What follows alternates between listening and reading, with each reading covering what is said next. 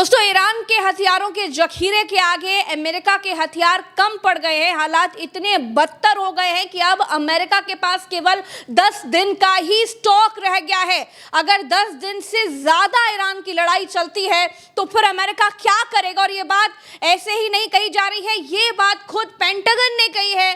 Pentagon ने चिंता जताई है कि अब सिर्फ 10 दिन का ही हथियार का जखीरा अमेरिका के पास रह गया है। इसके बाद अगर युद्ध चलता है तो अमेरिका खाली हाथ हो जाएगा।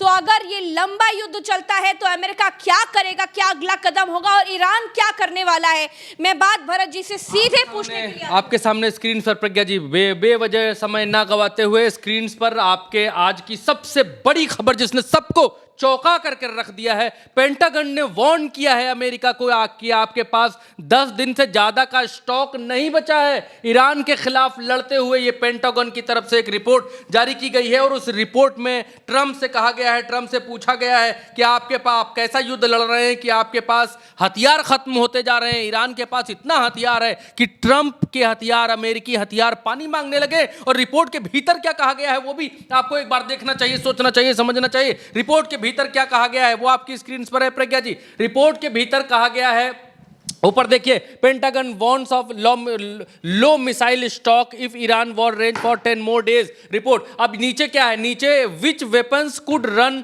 लो। अब यहां पर हिंदी में इसका तर्जुमा करके मैं बताता हूं किन हथियारों की कमी हो सकती है। पेंटागन की रिपोर्ट में जो कहा गया है उसमें कहा गया है कि एनालिस्ट टोल्ड अल जजीरा, यानी कि विश्लेषकों ने अल जजीरा को बताया कि उस समय तक अमेरिका के भंडार में मौजूद कुछ हथियारों की, विशेषकर अवरोधक मिसाइलों की, यानी जिसको प्रज्ञा जी आप कहते हैं एयर डिफेंस सिस्टम में जो मिसाइलें लगती हैं जो दूसरी आती हुई मिसाइलों को रोकती हैं, उन अवरोधक मिसाइलों की भारी कमी हो सकती है। 23 फरवरी को वॉल स्ट्रीट जर्नल ने बताया कि पेंटागन के अधिकारियों और संयुक्त चीफ ऑफ स्टाफ के अध्यक्ष जनरल डैन केन ने ट्रंप को ईरान के खिलाफ लंबे समय तक चलने वाले संघर्ष के जोखिमों के बारे में चेतावनी दी थी। केन ने रिपब्लिक नेता को यह भी बताया कि महत्वपूर्ण गोला बारूद की कमी ईरानियों द्वारा जवाबी कार्रवाई को नियंत्रित करने के प्रयासों में बाधा डाल सकती है। अब ये जवाबी कार्रवाइयों को नियंत्रित करने की बाधा का मतलब क्या है प्रज्ञा जी? मसला ये है कि ईरान एक साथ 400, 300, 600 मिसाइल या ड्रोन या अपना जो हथियार मार रहा है हवा मारने के बाद जब वो गिरने जा रहा है इजराइल के भीतर, तब इन लोगों ने नीचे से एयर डिफेंस सिस्टम लगा रखे हैं जो मारते हैं। तो एक एक मिसाइल को मारने के लिए एक एक मिसाइल की आवश्यकता, इनको वैसा कुछ सिस्टम है जो पड़ता होगा ऊपर जाकर हवा में मारने के लिए। तो अब मसला यहां पर क्या फंसा है? मसला ये फंसा है कि ईरान के पास तो पूरा भंडार है। ईरान जिन मिसाइलों से या जिन ड्रोन से हमला कर रहा है उसके ड्रोन सस्ते हैं, ज़्यादा दूर तक जाते हैं, गिरते हैं तो ज़्यादा तबाही मचाते हैं। अब उनको रोकने के लिए जो मिसाइलें मार रहे हैं नीचे से, वो भयंकर महंगी हैं और बहुत महंगी मिसाइलें इन लोगों ने बनाई हैं। और यूरोपियन सिस्टम में तो आप जानते ही हैं, जैसे भारत में जुगाड़ू चीज़ें कम सस्ते दाम में बन जाती हैं, चीन में सस्ते दाम में चीज़ें बन जाती हैं, लेकिन यूरोपियन चीज़ें सस्ती नहीं बनाते, अमेरिकन चीज़ें सस्ती नहीं बनाती, वो क्वालिटी प्रोडक्ट पर काम करते हैं, एकदम एक एक चीज़ देखते हैं। तो ये जो मिसाइल मार रहे हैं, भारी भरकम मिसाइल मार रहे हैं एक छोटे से ड्रोन को रोकने के लिए। तो इनकी सारी मिसाइलें हमला करने में खर्च होने की बजाय इनकी मिसाइलें खर्च हो रही हैं ईरान से आती हुई मिसाइलों के जखीरे को हवा में मार गिराने के लिए। तो ये यहाँ पर पेंटागन ने वार्न किया है कि 10 दिन से ज़्यादा आपका माल चल नहीं पाएगा। जिस हिसाब से ईरान मार रहा है और आप अपनी ज़्यादातर मिसाइलें या anti air defence system, laser defence system में जो मिसाइलें, हाँ, जो आप मिसाइलें उनमें लगाकर मार रहे हैं उनको रोकने के लिए, तो आपका तो सब हवा पानी, धोखा पानी मिसाइलें रोकने में ही उनकी खत्म हो जा रहा है। लड़ने के लिए तो आपके पास बचेंगी नहीं। तो यहाँ पर पेंटागन ने वार्न किया है, जो हेडलाइन हमने आपको दिखाई यहाँ पर। अब मसला ये है कि क्या इसके अंदर क्या है? मसला ये है कि एक और रिपोर्ट हम आपके लिए लेकर के आए हैं। इस रिपोर्ट में ये बताया गया है कि $20,000 का ड्रोन जो है, जो ईरानियों का ड्रोन है, वो $20,000 डॉलर का है और इनकी $4 मिलियन की एयर डिफेंस इनका है। तो $20,000 का जो ड्रोन है इनके $4 मिलियन के डिफेंस को उड़ा दे रहा है। $20,000 का एक ड्रोन 4 मिलियन के इनके एयर डिफेंस से लड़ जा रहा है, निस्तनाबूद कर रहा, गिरा दे रहा है। ईरान का $20,000 का और इनका जो है, तो यहां पर लिखा है Iran one way UAVs poses match challenge to US made Patriot. इसका कहने का मतलब है कि $20,000 का जो इनका ड्रोन है वो $4 मिलियन के इनके हथियारों पर भारी पड़ रहे हैं। वन वे UAVs का मतलब है इनके जो ड्रोन्स हैं, जो ड्रोन्स का नाम मैं भूल गया, 136 करके कुछ है, ऐसे ड्रोन्स जो हैं वो ड्रोन्स इनकी मिसाइलों को मार रहे हैं, पीट रहे हैं, यानी कम पैसे में बनाकर ये ज़्यादा नुकसान पहुंचा रहे हैं, बहुत ज़्यादा इनको नुकसान कर रहे हैं। अब इसकी रिपोर्ट में अंदर जो लिखा है उसका तर्जुमा मैं थोड़ा सा बता देता हूं दर्शकों को। इसका मतलब ये है कि $20,000 के ड्रोन बनाम $4 मिलियन की वायु रक्षा प्रणाली, ईरान के एक तरफा UAV अमेरिकी निर्मित पैट्रियट प्रणाली के लिए गणितीय चुनौती पेश कर रहे हैं। गणितीय चुनौती क्या है वो अब आपको यहां पर हम समझाते हैं। मसला यह है कि $4 लाख की लागत वाली पैट्रियट मिसाइलें $20,000 के ईरानी शाहेद ड्रोन को रोक रही, यानी कि माफ करिए, छोटे छोटे हथियारों को मारने के लिए, रोकने के लिए बड़े बड़े प्रज्ञा जी मुझे समझाने दीजिए, दर्शकों को समझ में तभी आएगा, मुझे समझाने दीजिए। मसला यह है कि $40 लाख की लागत वाली पैट्रियट मिसाइलें $20,000 की ईरानी शाहेद ड्रोन को रोक रही हैं, जो कम लागत वाले हमलों से बचाव के उच्च वित्तीय दबाव को उजागर करता है। मैं इसकी टेक्निकल टर्म्स बता रहा हूं जो बताया गया है। अमेरिका और ईरान के बीच संघर्ष में अमेरिकी पक्ष के लिए गणितीय चुनौती साबित हो रहा है, क्योंकि अमेरिका पक्ष छोटे, साधारण और एक तरफा हमला करने वाली ईरानी ड्रोन के खिलाफ अत्याधुनिक और परिष्कृत पैट्रियट वायु रक्षा मिसाइलों का उपयोग कर रहा है, यानी भारी भरकम मिसाइलों का उपयोग कर रहा है। हालांकि ईरान के शाहेद 136 ड्रोन ने अमेरिकी ठिकानों, तेल अवीव और दूसरे अवसंचार और दूसरे भवनों को निशाना बनाया है, लेकिन अमेरिका और इजराइल के पक्ष के लिए समस्या इसे रोकना नहीं है, बल्कि इसकी वहनीयता और इसे नष्ट करने में लगने वाली लागत है। इसे रोकना इनकी समस्या नहीं है, लेकिन एक इतने से ड्रोन को इनको रोकने के लिए मिसाइल मारनी पड़ रही है, इसलिए अमेरिका परेशान है और मिडिल ईस्ट से इसके पैर उखड़ने शुरू हो गए हैं। पेंटागन इनका रक्षा मंत्रालय है प्रज्ञा जी, अमेरिका का। $20,000 के ड्रोन को नष्ट करने के लिए $4 मिलियन की रक्षा प्रणाली का उपयोग करना पश्चिमी सैन्य योजनाकारों के लिए एक चुनौती का जो है वो काम साबित हो रहा है। ब्लूमबर्ग की रिपोर्ट के अनुसार ये सस्ते हथियार उन संसाधनों का उपयोग कर रहे हैं जो कहीं अधिक परिष्कृत, संभावित रूप से अधिक खतरनाक खतरों के लिए निर्धारित किए थे। मतलब इन्होंने जो ये बड़ी बड़ी हथियार बनाए थे, अमेरिका और इजराइल ने ये बनाए थे बड़े हमले करने के लिए, लेकिन ये बड़े हमले करने की जगह ये ड्रोन रोक रहे हैं कि ड्रोन जैसे कैसे रुक जाए। अब अमेरिका हताश कैसे है वो भी आपको सुनना चाहिए। अब ट्रंप कह रहे हैं कुछ यूरोपीय देशों ने मदद की और कुछ यूरोपीय देश हमारी मदद नहीं कर रहे हैं। अब जब ये जाकर मिडिल ईस्ट में फंस गए हैं तब ये अब इस बात को कहने लगे हैं। Terrific.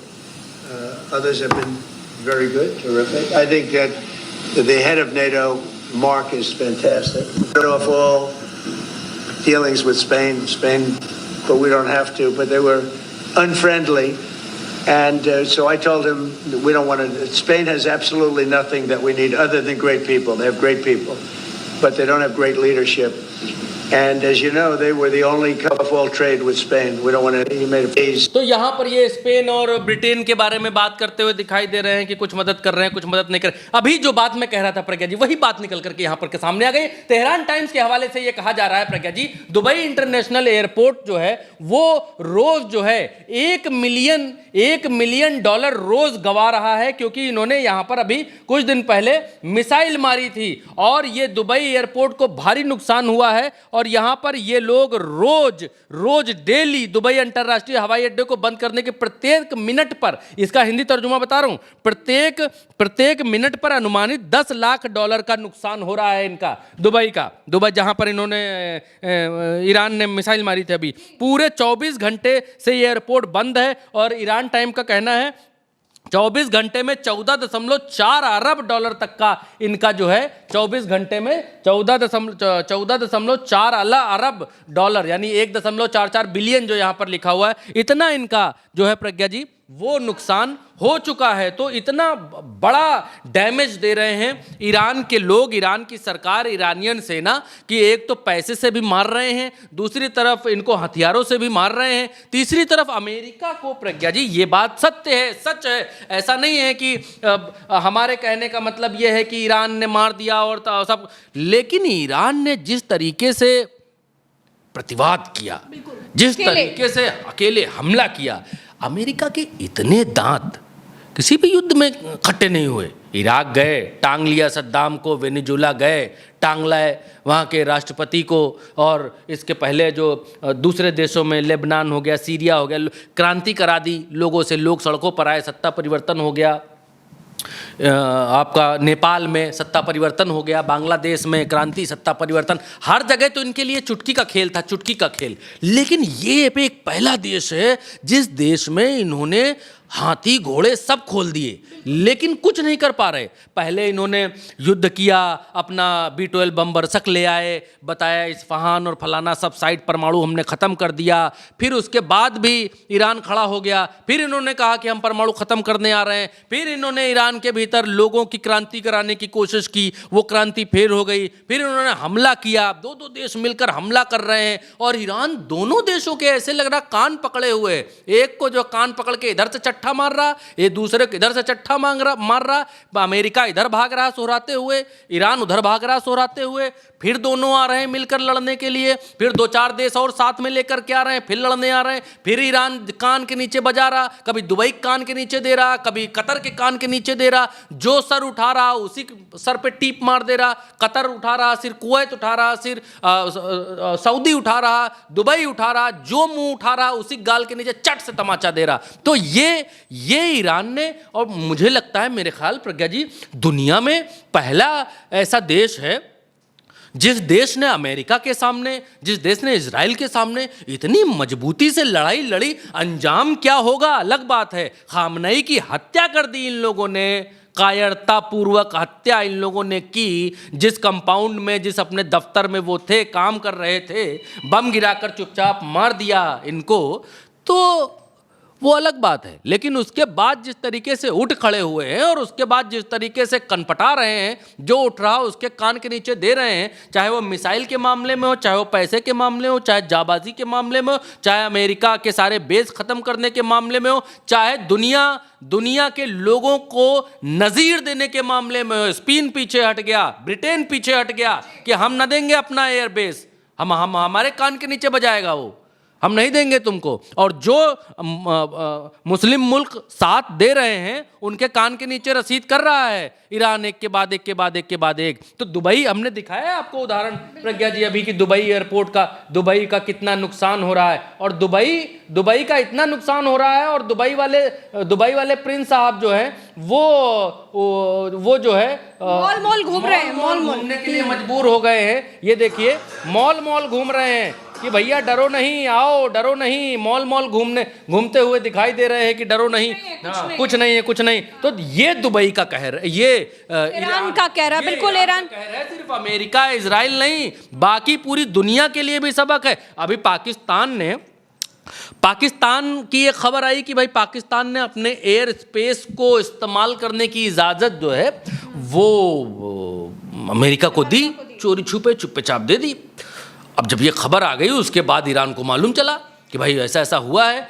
ईरान की तरफ से तुरंत ये बयान आया कि अगर हमारी जांच में ये पाया गया कि पाकिस्तान ने ऐसा किया है तो पाकिस्तान को इसके गंभीर परिणाम भुगतने होंगे। और उसके तुरंत बाद पाकिस्तान की पार्लियामेंट में पाकिस्तान के प्रधानमंत्री भाई साहब उन्होंने जो है वो खंडन किया कि इजराइल जो है बहुत बुरा है और ईरान के खामनई को मारा, बड़ा बुरा किया और हम जो है इसकी निंदा करते हैं, हमला तुरंत बंद होना चाहिए। तो ये कम से कम ईरान ने करके दिखाया है कि अगर एक जिसके हाथ में जो सामर्थ्यवान है उसका दोष ही नहीं है, जो पावरफुल है वो कुछ भी करेगा, वो बच्चियों के ऊपर हमला करेगा, मार देगा, कुछ करेगा, कोई दुनिया में कोई बोलने वाला नहीं होगा। लेकिन ईरान ये दिखला रहा है कि जो इनके साथ हैं उनको भी कंटाप रसीद कर रहा है और जो साथ देने की कोशिश कर रहे हैं उनकी तरफ आंख दिखा रहा है, तो भाग खड़े हो रहे हैं प्रज्ञा जी। बिल्कुल, तो कुल मिलाकर ईरान अकेले बहुत मजबूती के साथ इन बड़ी बड़ी शक्तियों से लड़ रहा है और ये बात बिल्कुल साफ दिखाई दे रही है कि ईरान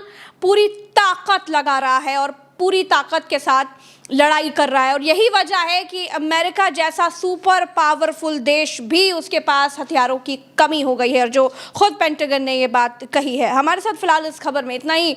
इस खबर पर आपकी क्या राय है आप कमेंट में बता सकते हैं। इस वीडियो को ज़्यादा से ज़्यादा शेयर करिएगा ताकि सही जानकारी सही समय पर हर किसी तक पहुंच जाए। नमस्कार।